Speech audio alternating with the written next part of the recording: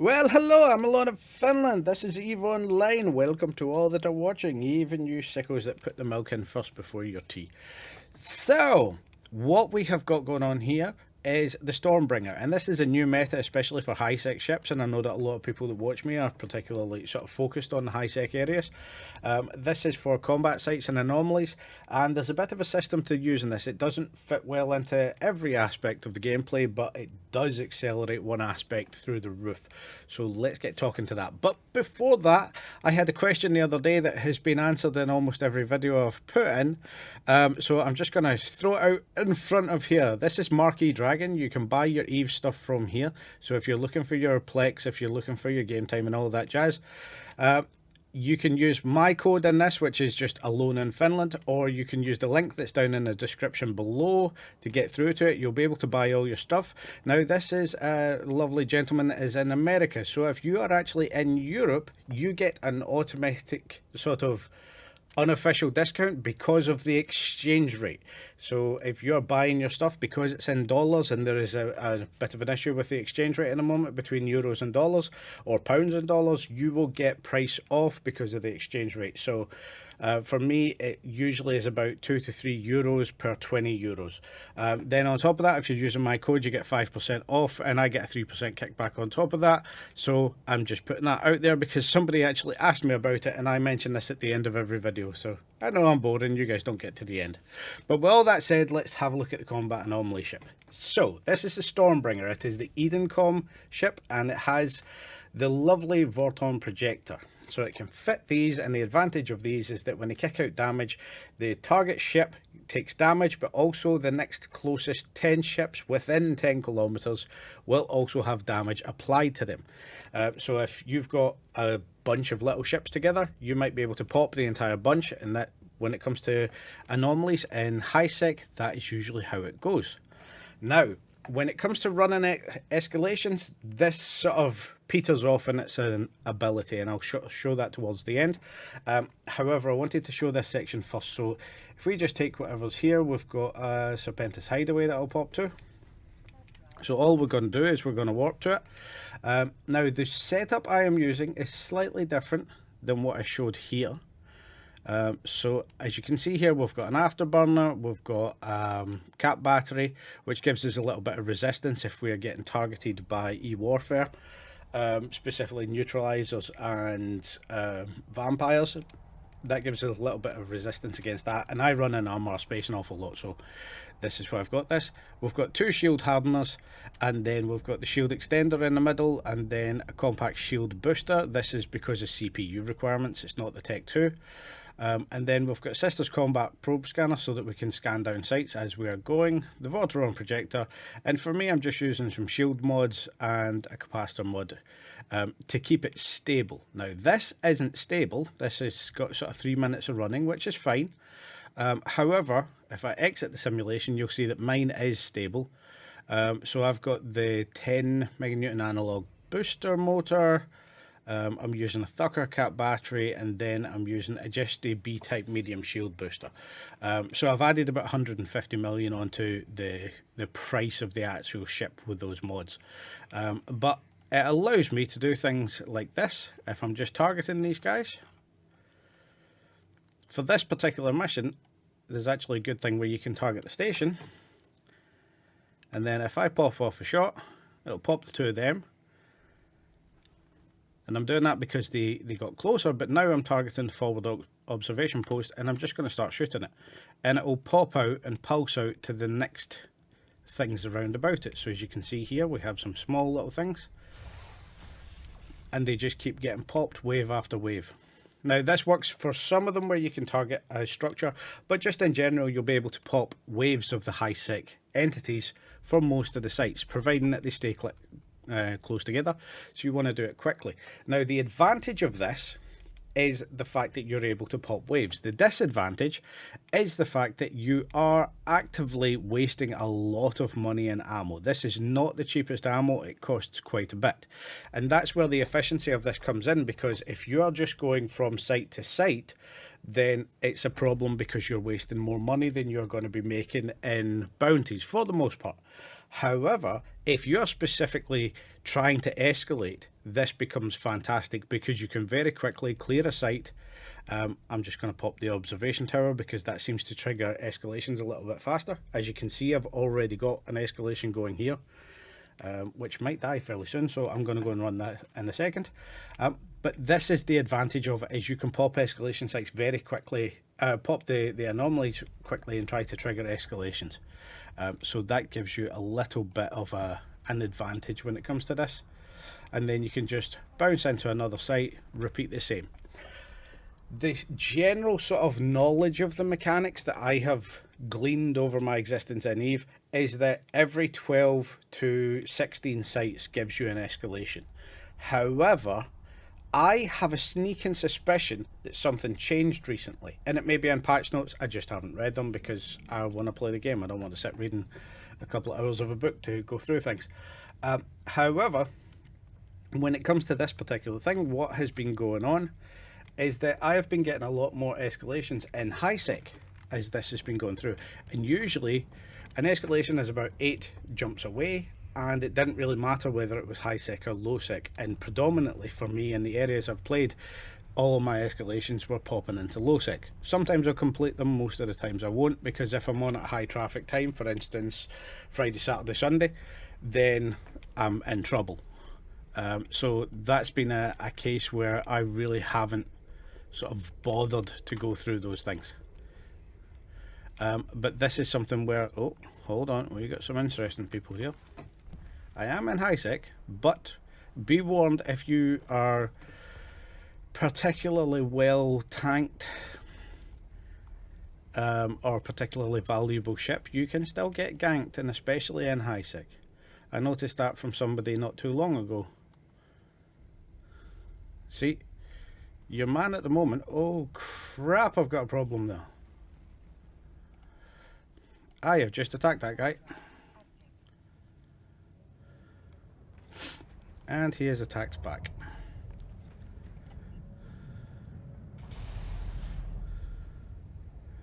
So that has happened because he became suspect to me. So what I need to do is aim for a warp out point. This might actually be where I lose the ship, so good content.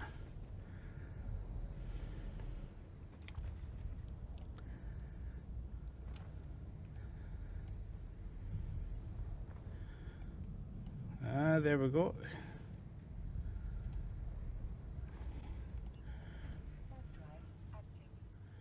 Woohoo! Freedom! Normally I would take the fight, but I'm in the middle of a video, so... And this is one of the more common things that you would get. See, he's already showing in, what you call it, in local, that he has something else going on. Oh, the fun and games. So there is a particularly good example of what can be problematic with this ship.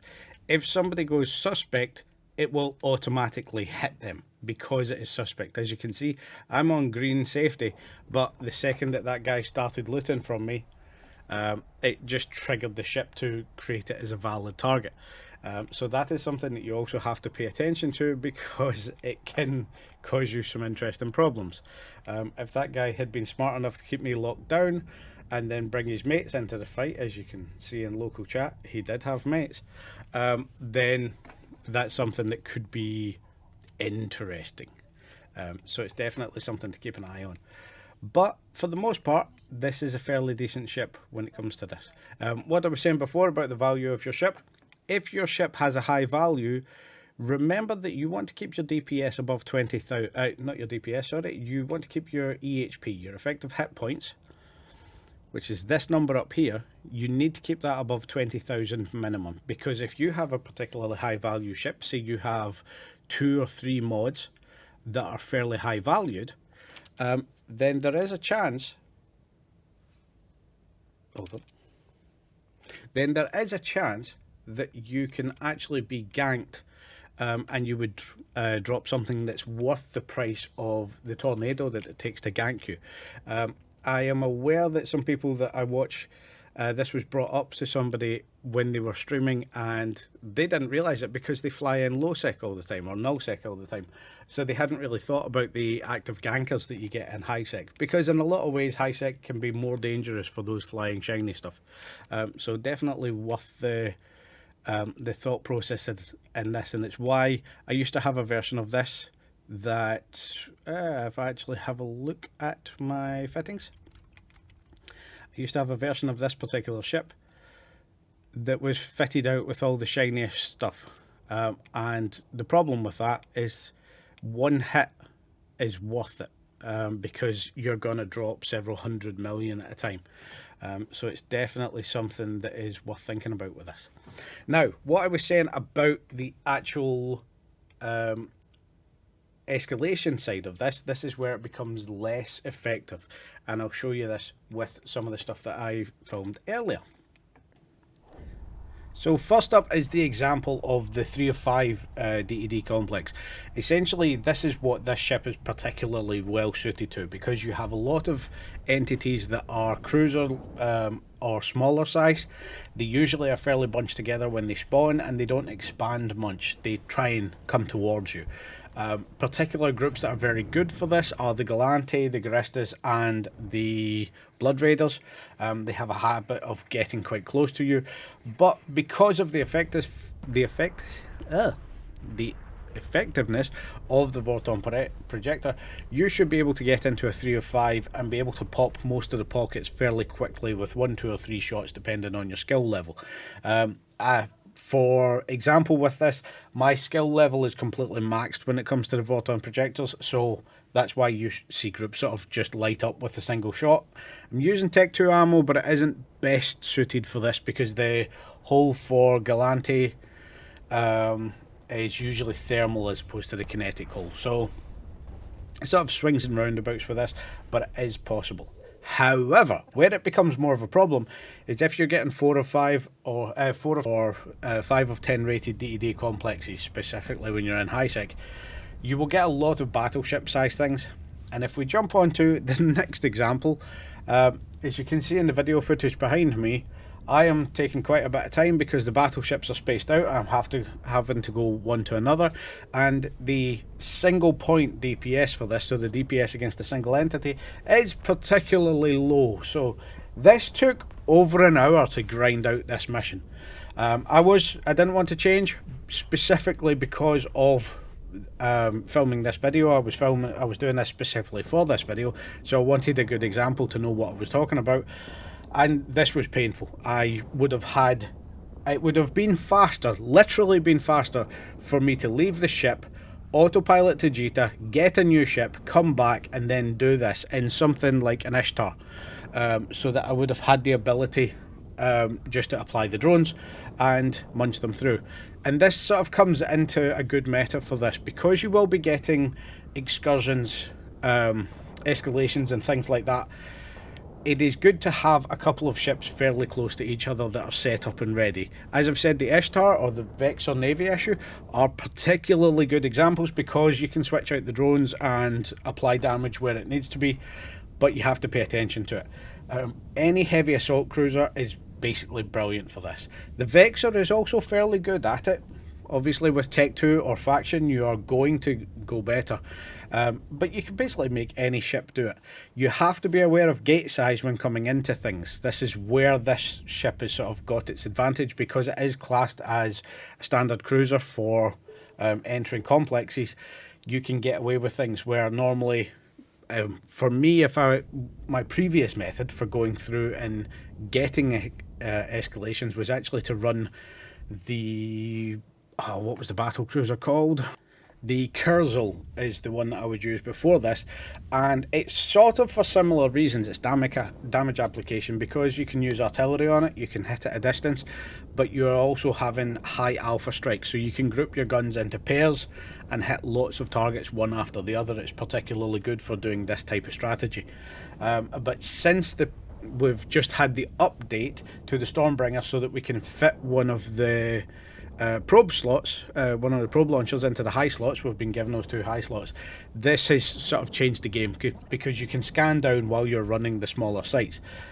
With this setup, just using the shield extender and 2 hardeners, you have enough to tank through almost any high sec entity site, so one of your anomalies. So you basically go in and start shooting, keep it so that you can see what's going on, what your targets are, but at the same time your main focus is on scanning, and you're able to go through a little bit faster and use that. So that is sort of the best way to do it, in my opinion. It is a fairly fast way to do it, a fairly efficient way to do it. You are burning an awful lot on the ammo, but at the same time it is the trade-off, because the ammo is being burned specifically to look for the higher value sites.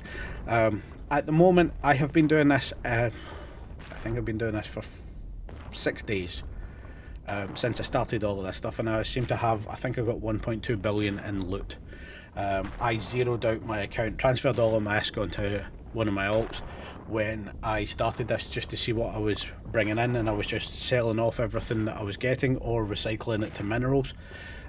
So this is, the ESC value is what's come from the high value items, or the warp scramblers, what do you call it, focused warp disruptors. Can't speak today. You may hear I am full of the cold. I apologise. My sinuses have just blocked up and decided to try and kill me. But yeah, so the loot that's been generated in about 6 days. It was a little over a week, but I was also not doing it. I was away for a while, for 2 days because of other stuffs. So about 6 days worth of doing this, about 4 to 5 hours a day, I generated about 1.2 billion, I think it is. You may see it flashing up as I'm going through this. These clips are not in order either. The last ones that you can see that are shown at the moment with this very painful battleship was actually some of the first stuff that I did after getting a couple of escalations, because I thought, instead of getting a new ship, let's just see how long it takes. So yeah, with that all being said, I hope that helps. I hope that's a little bit of advice. This is something that's fairly good to aim for, and it's quite a good utility ship if you've got it on a second character, as I've mentioned before.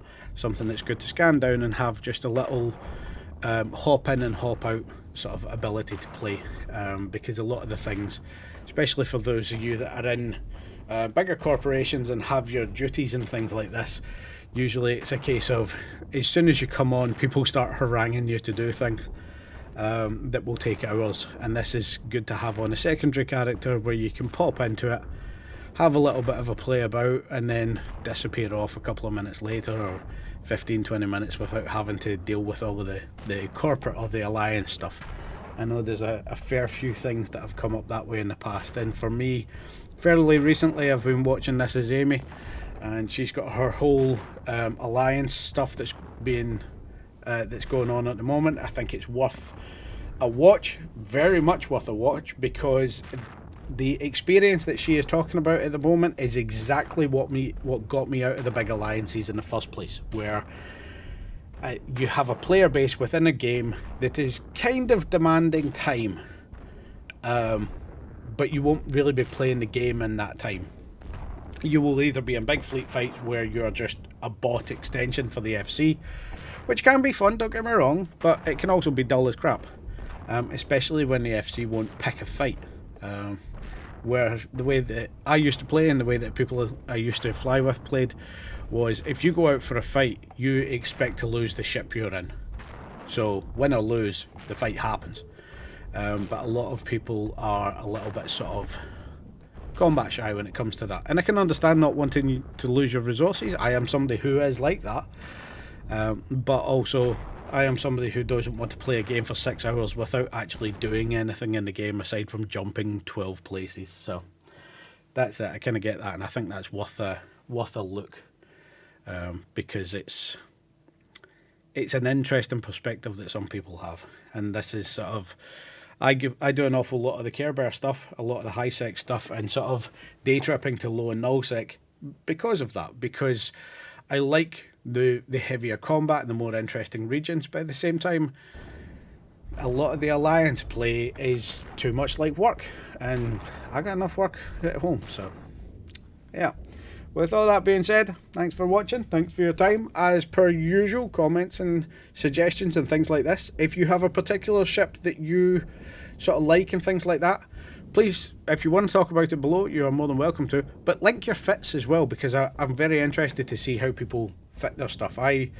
This is a fairly traditional fit for me in that it's just heavy tank and away we go. But I've seen a lot of interesting things, and when I fly PvP, a lot of the time it's been something that's weird to try and give you some sort of weird advantage, like pure jamming ships that are not supposed to be jamming ships, or the combat vulture or things like that. Some interesting little things. Combat venture, sorry.